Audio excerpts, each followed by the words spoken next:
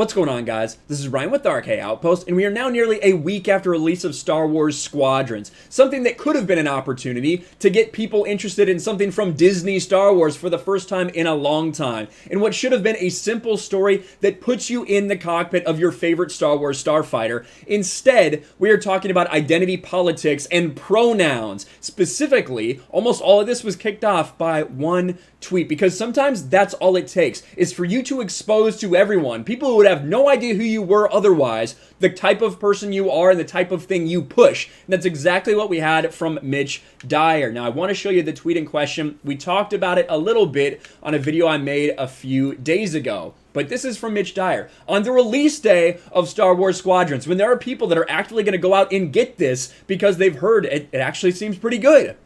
Mitch Dyer tweets this. Friendly PSA as people start talking about characters. Kyo's pronouns in Star Wars Squadrons are they, them. Thank you. And by just doing that, by just showing people that you are now pushing the current day identity politics, social politics into the game, that immediately will turn some people off. And it's also going to make people look into Mitch Dyer. Who are you? Why are you tweeting about this? Well, if you don't know Mitch Dyer, you probably should if you're a fan of Star Wars video games, because he's a writer for both Star Wars Squadrons and Battlefront 2. If you don't remember, we of course had this gem from about 3 years ago. Star Wars Battlefront 2 campaign could feature an SJW storyline. Of course, this was after comments from Mitch Dyer, and I think the storyline in Battlefront 2 is incredibly boring. There are some social justice things in there, but mostly I just think it's kind of bad, kind of boring campaign. But Star Wars Squadrons is even smaller. It's a very small game. The focus is mainly supposed to be on the multiplayer missions. And instead, Mitch Dyer takes the opportunity to virtue signal. And it got people looking into him. So, of course, what does Data Racer do? Pulls up these old tweets that he either liked or retweeted. Very mad about Gina Carano, won't even spell her name out. What a fucking pussy you are, Mitch Dyer. Bullying people she hurt this morning. Please join me in spending money to counteract every asshole turf who tells our trans friends they aren't good enough. Yes, all those people out there like that. How many people do you know? How many people do you know that are telling trans people they're not good enough? Please, get back to me.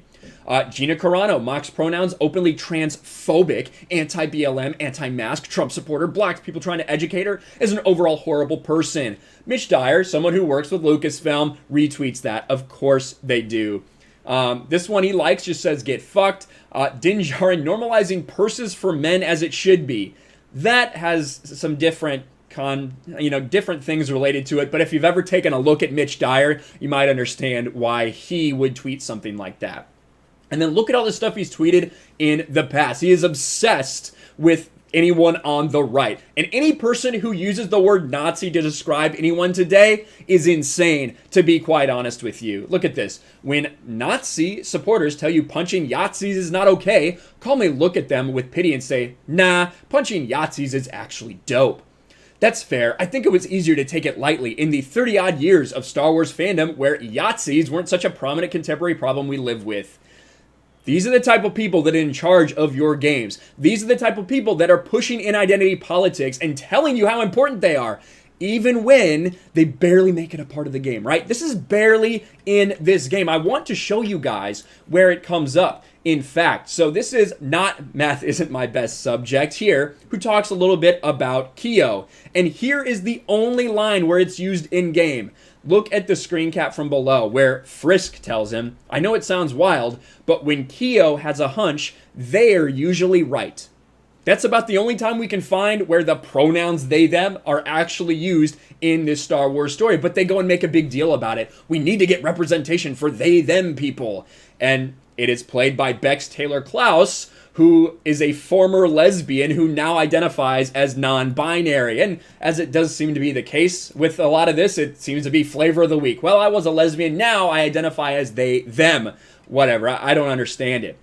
But the problem is when people like Mitch Dyer tweet these type of things and associate the brand and the game with these type of things, it's going to turn people off. And just with his one tweet, Yellow Flash, thanks, I'm still in Steam's refund grace period.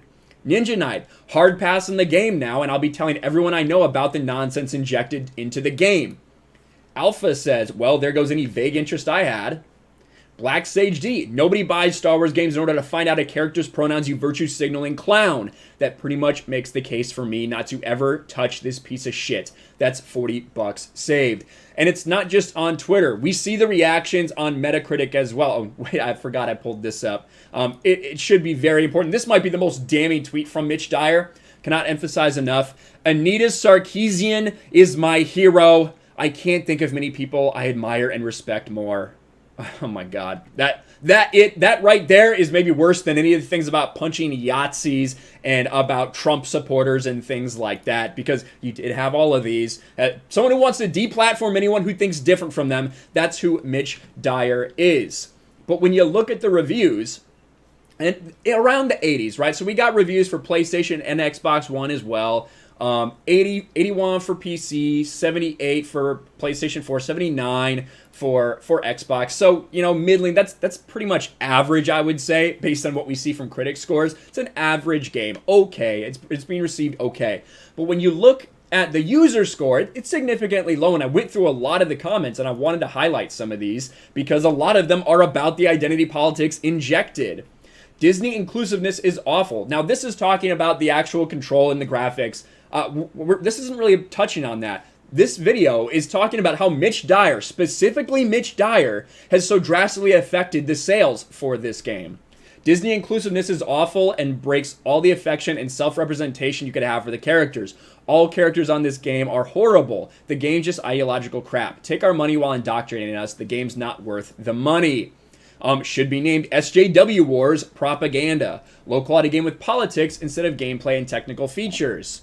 Terman says, I'm all for diversity, but not having a single white male, even in the Empire, is nonsense.